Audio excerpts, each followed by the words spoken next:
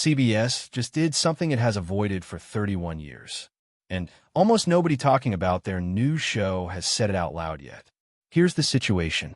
A network built one of the most disciplined shared universes on television. 11 shows, over 1,000 hours of story. And through all of it, one rule held. An actor plays one character. If you die on NCIS, you don't wake up in a spinoff wearing a different badge. That rule just broke. And the person breaking it spent 10 years playing one of the most recognizable detectives on network television, on a completely different CBS show, in the same fictional universe, before switching sides. Today we're breaking down NCIS. New York, why Caan's casting is a bigger deal than the headlines are giving it credit for, and why this decision might be the single biggest gamble CBS has made with this franchise in a decade. Let's get into it. Quick systems check, because you need this to understand why the casting matters.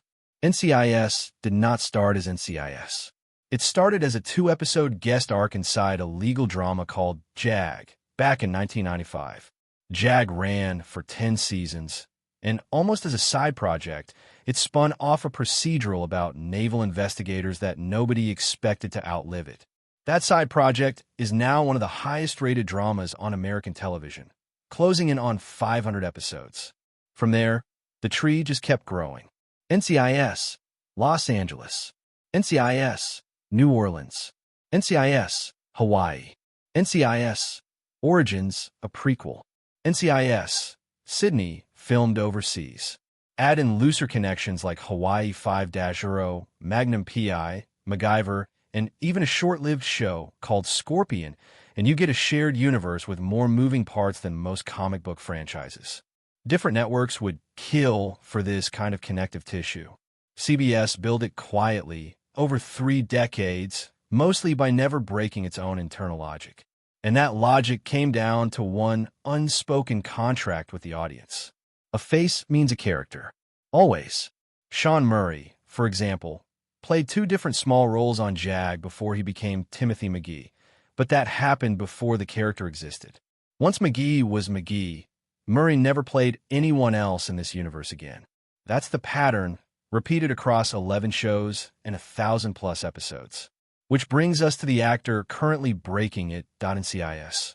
New York is CBS's newest entry, and its premise is straightforward on paper.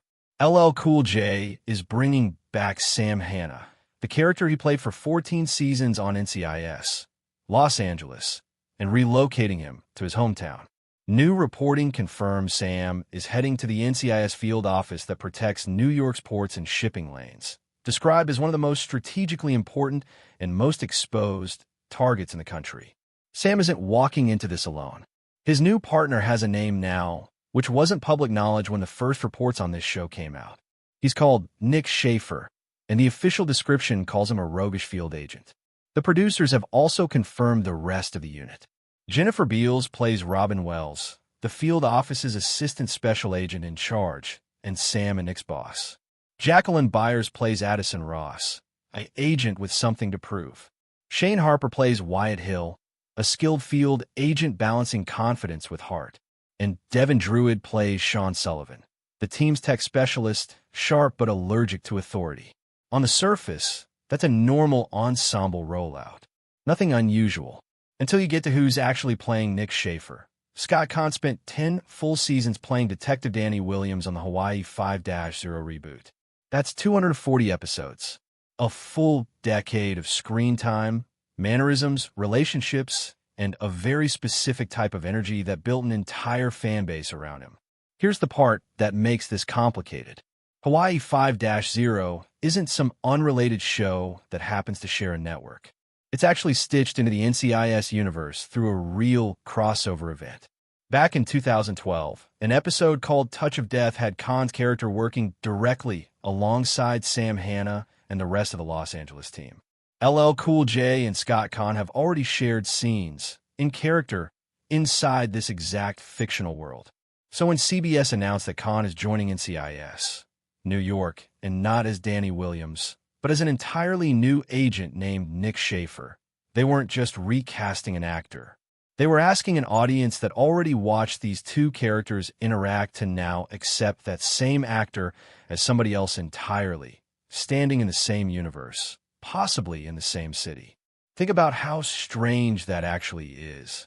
Imagine an actor who spent a decade playing a beloved character on one show, guest starring as that character on a second show, and then years later getting cast as a brand new character on a third show inside the same shared timeline. There isn't a clean comparison for this inside the NCIS franchise. The closest example from outside it is Christopher Maloney, who played Elliot Stabler for over a decade on Law and Order SVU, then years later returned as that same Stabler to headline organized crime. Same actor, same character, different show. What Caan is doing is closer to the opposite. Same actor, brand new character, same universe. That's the part that hasn't really happened before. So why take the risk? According to recent reporting from trade outlets, the answer has less to do with breaking a rule and more to do with how fast this show came together.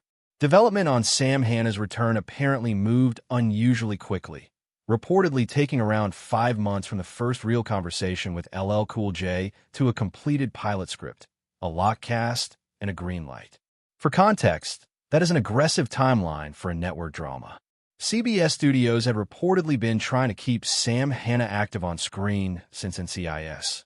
Los Angeles ended its run in 2023, and once the New York concept clicked, the studio moved on it fast. LL Cool J himself brought R. Scott Gimel onto the project to write the pilot. If that name sounds familiar, it should. Gimel spent all 14 seasons on NCIS, Los Angeles, eventually running the show, and more recently, he's the creator behind one of the most acclaimed medical dramas in years. Byron Belasco was brought in as showrunner to steer the day-to-day. Under that kind of timeline pressure, casting decisions often come down to chemistry and availability rather than long-term continuity planning. Scott Caan already has a working relationship with LL Cool J from that 2012 crossover. He fits the tone the producers are going for.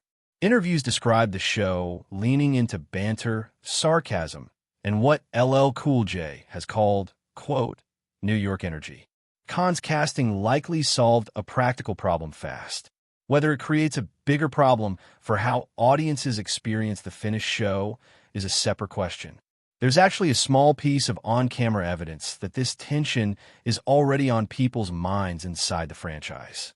Katrina Law, who currently plays Jessica Knight on the flagship NCIS and previously worked alongside Caan on Hawaii 5-0, has publicly said she wants her character to cross paths with Caan's new role, specifically because of how strange that reunion would feel.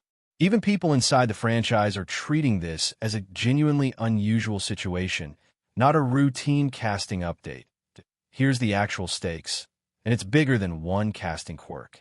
NCIS. New York is arriving right after CBS canceled NCIS.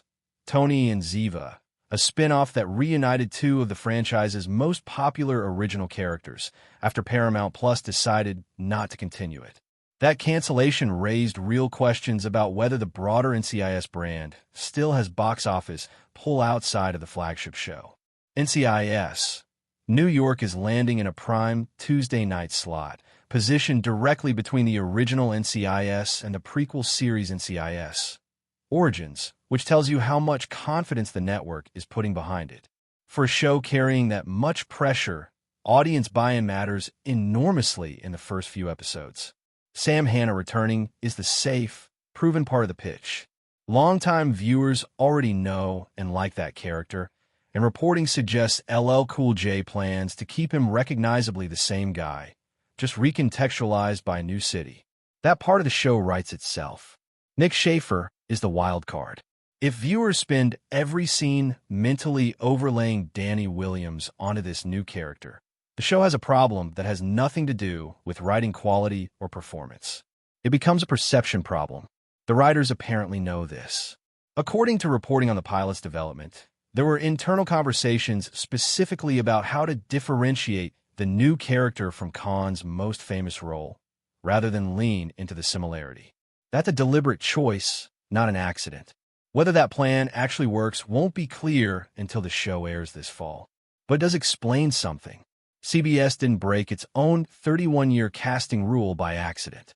They broke it because the fastest path to getting this show made ran directly through an actor who already had the right chemistry, the right tone, and a decade of proven audience goodwill.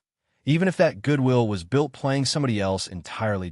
So here's where NCIS New York actually stands going into its fall premiere. A franchise built on 31 years of consistency is testing what happens when it bends that consistency on purpose for character audiences already know from a different show in the same universe. The safe part of the bet is LL Cool J. The experiment is Caan. And based on everything reported so far, from the compressed development timeline to the writers actively working to separate Nick Schaeffer from Danny Williams, CBS knows exactly what it's gambling on. Whether that gamble pays off is going to depend entirely on execution once the show actually airs. If you want to see how this plays out, the premiere lands this fall on CBS. What do you think? Does recasting an actor across a shared universe like this bother you? Or is this exactly the kind of shakeup a 31-year-old franchise needs right now? Drop your take in the comments, and if you want more breakdowns like this one, you know what to do. See you in the next one.